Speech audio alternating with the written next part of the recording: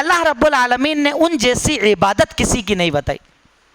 عبادت آج فرق کمپیئر کر کے اگر آپ دیکھیں گے نا, ہم کھانا کھائے ہوئے ہیں, پیٹ بھرا ہوا ہے, اچھی زندگی ہے, اچھا گھر ہے, اچھا اسٹیٹس ہے, اس کے بعد بھی فجر گول ہے, ظہر نہیں پڑھتے, عصر میں ٹائم نہیں ملتا, مغرب میں فرصت نہیں, عشاء میں تھک جاتا ہوں, جمعہ پڑھ لیا بہت, عید پڑھ لیا بہت. صحابہ کرام بھوکے, کھانا نہیں, گھر نہیں, رہائش نہیں, اور جہاد بھی کرنا ہے, اس کے بعد نکل پڑے ہیں قتال پر, کہیں یہاں قتال وہاں قتال, پیٹوں پر پتھر باندھ رکھے. اس کے بعد اللہ رب العالمین ان کے بارے میں کہتا ہے محمد الرسول اللہ والذین معه اشداء علی الکفار رحماء بینہم تراہم رکعا سجدا یبتغون فضلا من اللہ ورضوانا سیماہم فی وجوہہم من اثر السجود ذلک مثلہم فی التوراۃ ومثلہم فی الانجیل. رب العالمین کہتا ہے کہ یقیناً محمد الرسول اللہ صلی اللہ علیہ وسلم اور ان کے ساتھی کیا ہے خاصیت ان کی؟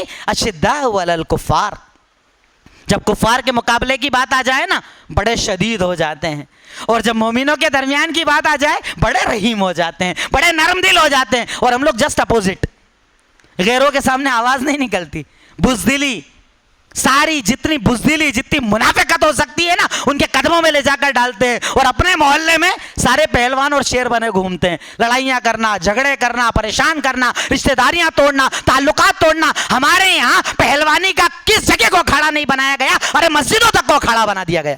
اپنے درمیان بڑے شدید ہیں, کفار کے مقابلے میں بڑے نرم ہیں. اور صحابہ اس کے جسٹ اپوزٹ تھے, اس لیے اللہ ان سے راضی تھا کہ وہ جب کفار کے مقابلے میں آتے, جب دین کی بات آ جاتی, جب شریعت کی بات آ جاتی, بڑے شدید ہو جاتے. پھر جان جائے چلے گا, مال جائے چلے گا, گھر جائے چلے گا, سب کچھ جائے چلے گا, لیکن اللہ کا نام, اس کے نبی کا نام باقی رہے گا. اس کے لیے میں اپنا سب کچھ قربان کر دوں گا. اور جب بات آ جائے مومنوں کی, کوئی برا بول دے کوئی بات نہیں, غلط بول دے کوئی بات نہیں, برائی کر دے کوئی بات نہیں, سامنے برا بول دے کوئی بات نہیں, اللہ تجھے بھی معاف کرے مجھے بھی معاف کرے. وہ آپس میں رحیم تھے, آپس میں ایک دوسرے کو معاف کرنے والے تھے. کہاں ہے وہ معافی کا جذبہ, کہاں ہے وہ معاف کرنے کا جذبہ؟ ہمارے یہاں پر تو پر تلوار والی زندگی ہے. ذرا سا کچھ کہا تعلقات توڑ لیں گے, بات چیت بند کر لیں گے, رشتہ داری توڑ لیں گے, چہرہ نہیں دیکھیں گے, سلام جاب دعا, یہاں تک کہ نماز میں اگر صف میں آ جائے اپنی جگہ تبدیل کر لیں گے. اس درجے کی نفرتیں لے کر اللہ کے گھر میں آتے ہیں. کیا لگتا ہے آپ کو دل کا حال اللہ نہیں جانتا؟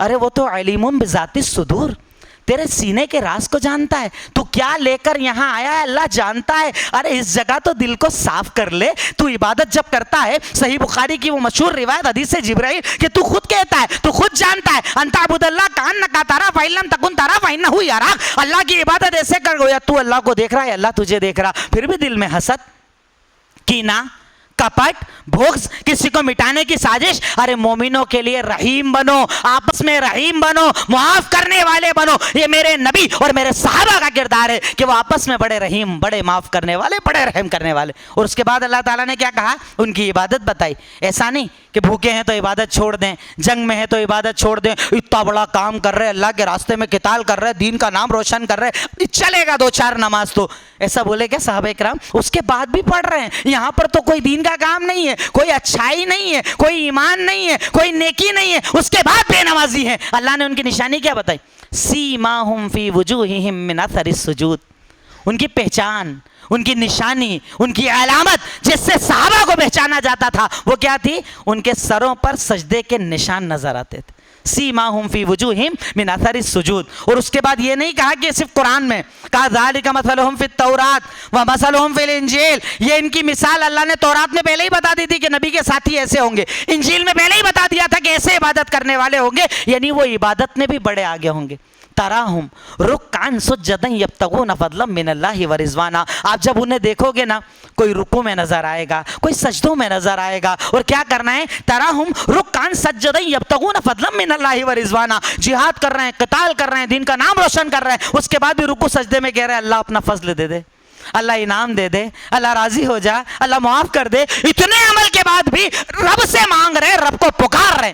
یہاں تو ہاتھ دعاؤں کے لیے نہیں اٹھتے, سر نہیں جھکتے, آنکھوں میں پانی نہیں آتا, ہم مانگ نہیں پاتے. اور صحابہ کرام ہر نیک عمل کرنے کے بعد بھی رب کہہ رہا ہے کہ اللہ سے کہتے ہیں اللہ اپنا فضل دے دے, اللہ اپنا انعام دے دے, اللہ رحم فرما دے. یہ صحابہ کرام ہیں. اور اسی آیت کے اخیر میں اللہ تعالیٰ کہتا ہے کہ اللہ تعالیٰ نے ان لوگوں سے مغفرت کا بھی وعدہ کر لیا ہے اور اجر عظیم کا بھی وعدہ کر لیا, کیونکہ ان جیسا تو کوئی ہے ہی نہیں نا. عبادت اتنی اعلیٰ ہے نا, ہم اپنی عبادتوں پر غور کریں. یا تو پڑھتے نہیں, پڑھتے تو ہمیں پتہ ہی نہیں ہوتا کتنی رکعت پڑھی ہے.